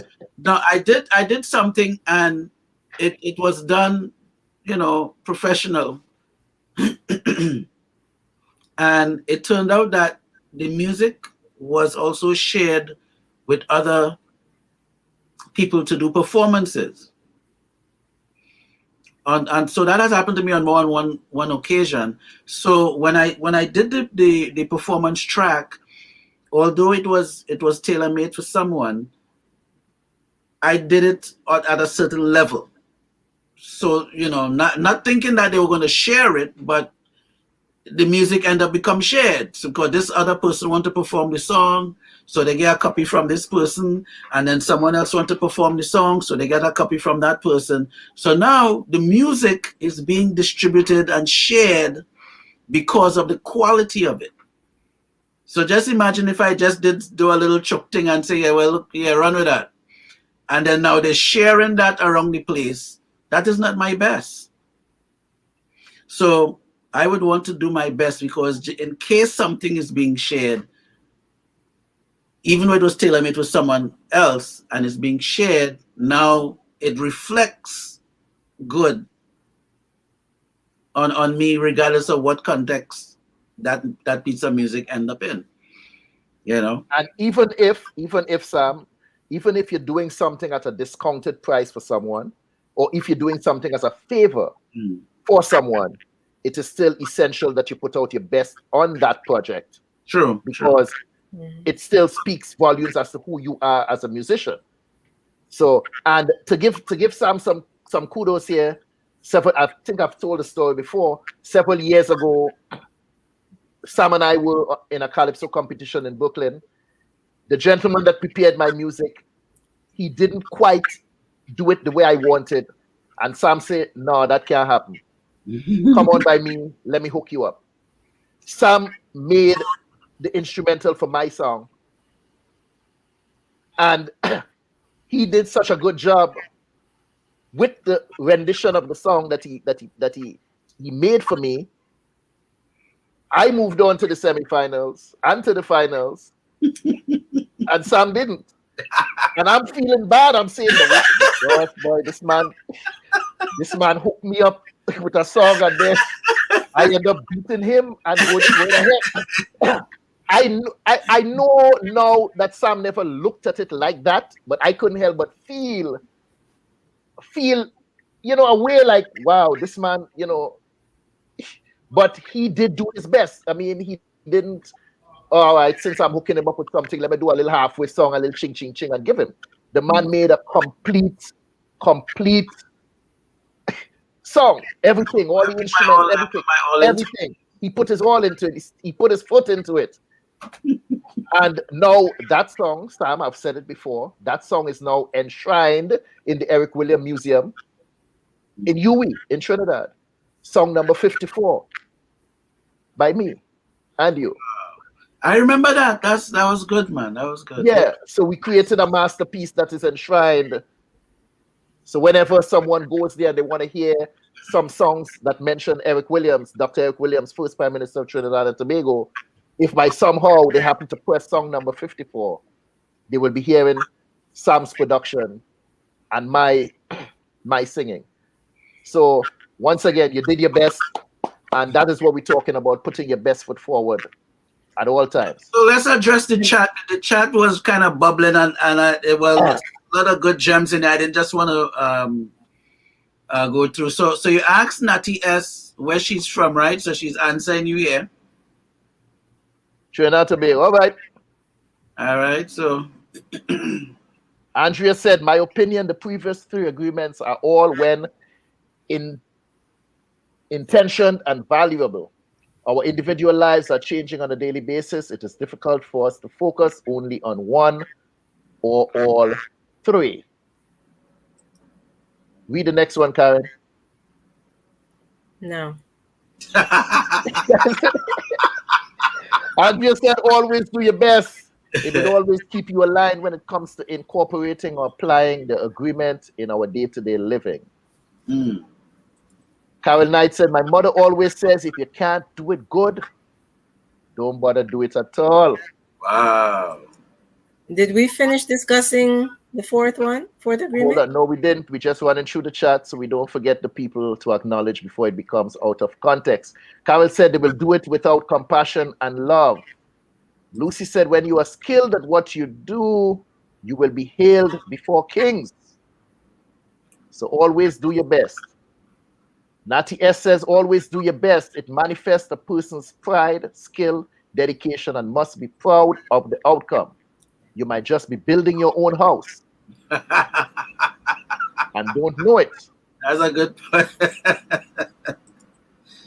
Yes, good point. So Curtis, will you perform? For one night? Let me see. No. For us one night. Musical night, guys, in the making. Kudos, Sam and Curtis. Well done to number 54. Yes, so go ahead, Karin, or if you had a comment. Back to always do your best. Like your best is going to be different moment to moment, and that's something that's very difficult for professionals like yourselves who expect, the absolute perfect product each time. Sometimes you're sick and you just can't rise up to the occasion to do the best quality work. And you have to sort of, when you're doing best, avoid, if you know that you've done your personal best, avoid, self-judgment, self-abuse, and then you won't have many regrets. You know what I mean? If you've done, you've done your personal best with whatever the situation, you don't have to go into criticizing yourself. To me, that's just defeats the process. It really does. Some people try to overdo, put in their best effort, and they just exhaust themselves and deplete their energy stores. Do their absolute best and then let it stand for itself. And sometimes doing your best may not necessarily be in the undertaking of a task. It could simply mean in terms of your goals, what you have set for the day. And that's why goal setting is important. If you write a list of 15 things you want to accomplish tomorrow, and you get up in the morning and you go outside and you start ticking them off one by one, and at the end of the day, you only complete 13, the day wasn't a failure. You did your best for that day and you completed 13 out of the 15 things that you set your mind to do for the day. So don't beat up on yourself and figure, well, oh gosh, I didn't finish everything. No, if you hadn't written down any, chances are you might have only done 2. But because you've treated it with a sense of importance and you had that goal set to complete 15 tasks for the day, you did 13, pat yourself on the back. And tomorrow, you pick up your task again for that day and do the best that you can do with the abilities that you have. And that in itself is success. If you set out to do certain things and you achieve that worthy goal or worthy ideal in the process of doing that, then you are being successful. And as Karin said, from the book stated, you do not beat up on yourself for not accomplishing small things when you set out. But if you did 80%, 90%, and you feel in your heart that you gave it your all and you did everything that you can, Absolutely. then pat yourself on the back. Give yourself some, learn how to praise yourself for your accomplishments and not beat up on yourself for falling short. Sir? Yeah, and just to piggyback there, some folks can actually overthink or over push, or and in the haste of trying to do so much, you get nothing done. Right. Yeah. So right. you want to you wanna do your best. Do your best. Did I told you guys about the coral reef competition some years ago? Chemical. I ever told you all that story?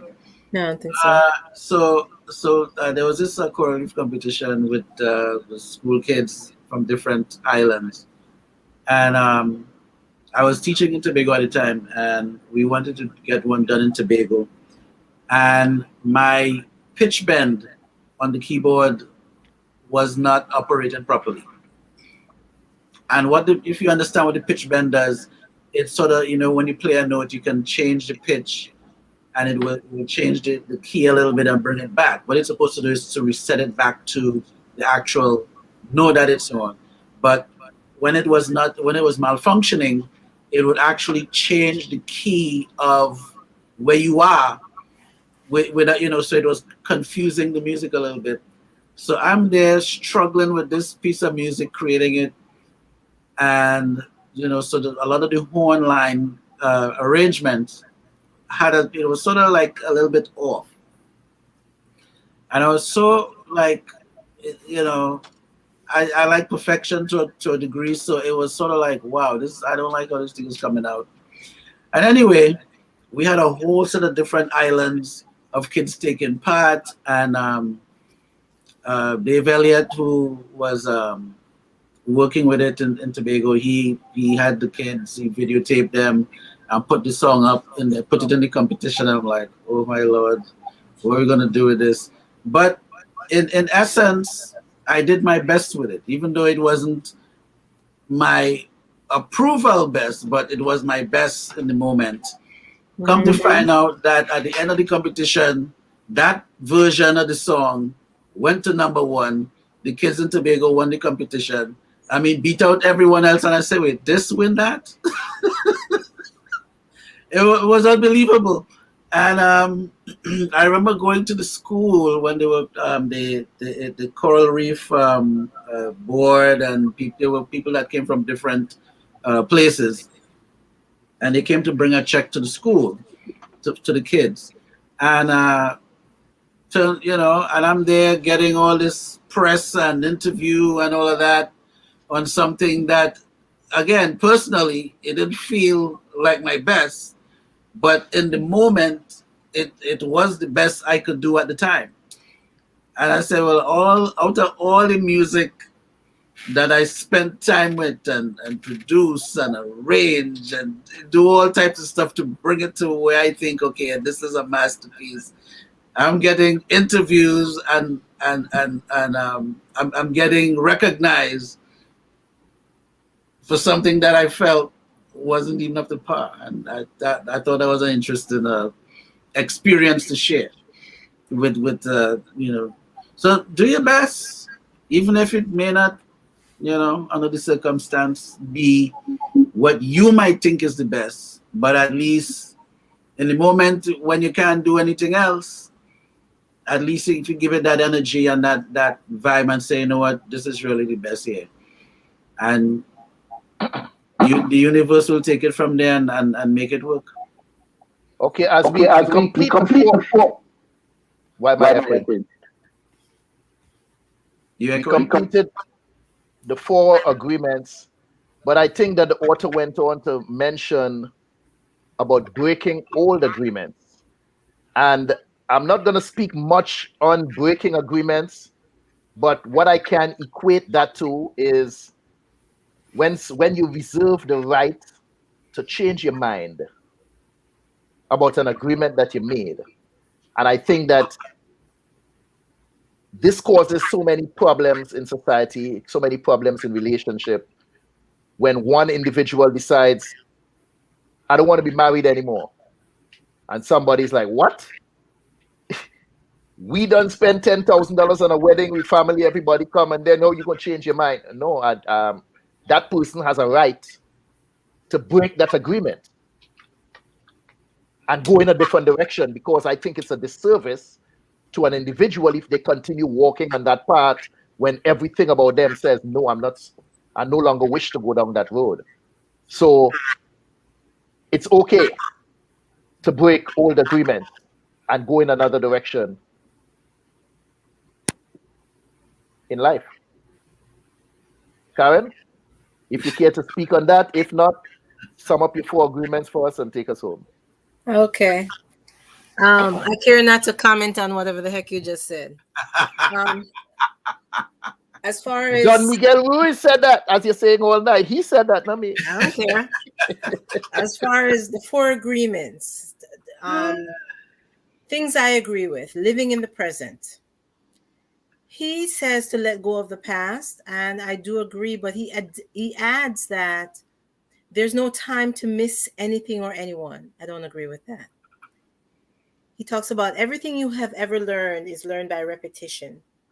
True. But I have never been an experiential learner, meaning if someone tells me, if you go down that roadway right there, there's a gang of people going to try to kill you. I'm like, thank you.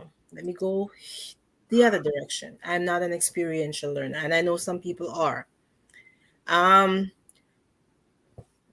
The most difficult agreement in this book for me, as I stated it already, is not to take anything personally. I'm still working on that and have been for the last couple of years. There are a couple of terms that he uses in the book that we didn't discuss, where he talks about the negativity being referred to as black magic, and the purity or the of a situation of your words being referred to as white magic. I'm not too fond of those terms. That's just a personal thing. Last but not least, something I completely agree with: expect other people to sabotage your desire to commit to the 4 agreements. I simply say to them, trying to draw me out. You're going to get me to respond in a way that I really don't want to. But if I can catch myself in that moment and realize that that person has a desire to make me act in a way that I really don't want to, then I'm able to sort of refocus and recommit to the 4 agreements. That's it. Mr. Archer. Yeah. Wow, we really did that. This was really a good topic for us to undertake here. I thought that it was edifying, elevating, and again, for me, I have to use all of them. I can't really just pick one per se. I think they all cover a vast amount of things that we face daily, and if we can apply them, it will definitely enhance our lives in a major way. So definitely, this was a really good topic here. And funny enough, I knew the principles, but I never knew it as a book of the 4 groups. I never, so this was the first time I heard of it being all together like that. But I'm always familiar with these principles. And I think for me, I had to sort of take them on one by one. It wasn't like I adopted the principles all together. But it was a matter of seeing, okay, where do I need to improve myself? And then you work on that. And then when you get a handle of it, again, you're not perfect because you may slip here and there, but if you at least do your best with each one as best as you can, you'll definitely be in a better position as going forward. So this was really a good thing for us to rock with tonight. So you said we taking us out as well, or you going to say the last word? Well, not the last word, but I'll close it out. You closing out? Just as we accustomed to it. Oh, okay.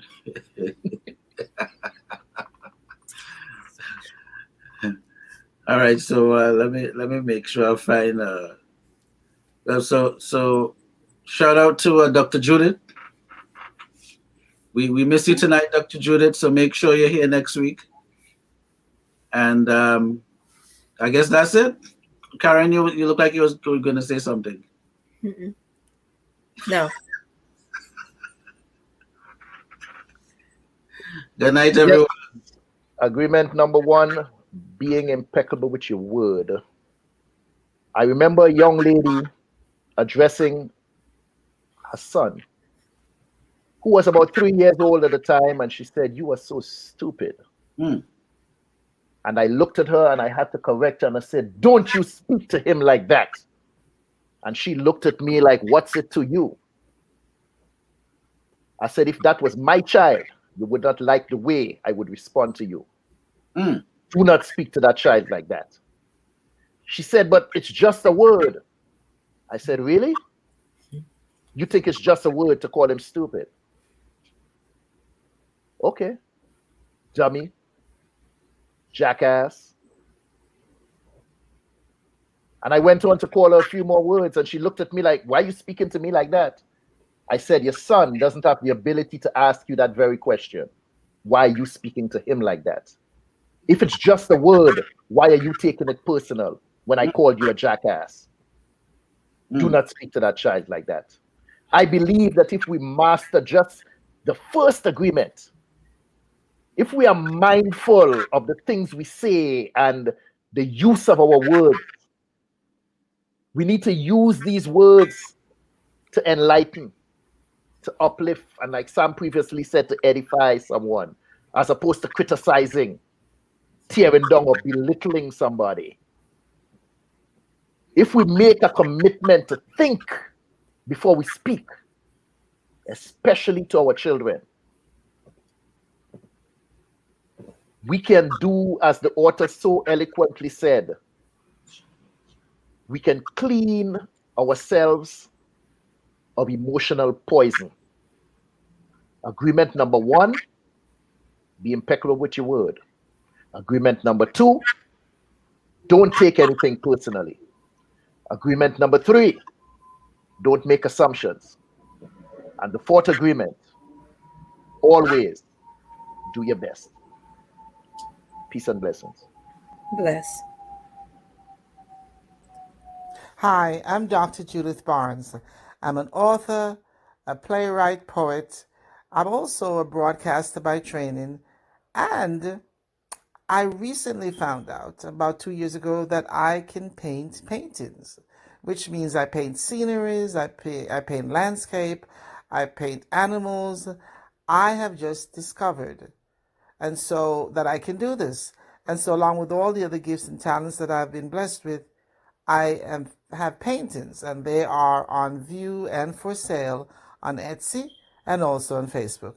And if you desire to order any painting or order one of my books, because I'm also an author, please give me a call at 470-564-8267. That's Dr. Judith, and the number again, whether you want to just talk to me or order one of my paintings or one of my books, please feel free to call 470-564-8267. Thank you.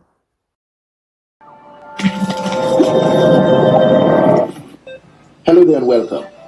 My name is Curtis Henry. Over the past few weeks, as we were putting the final pieces together to get the show on the road, some people asked, why do you need to showcase Caribbean people?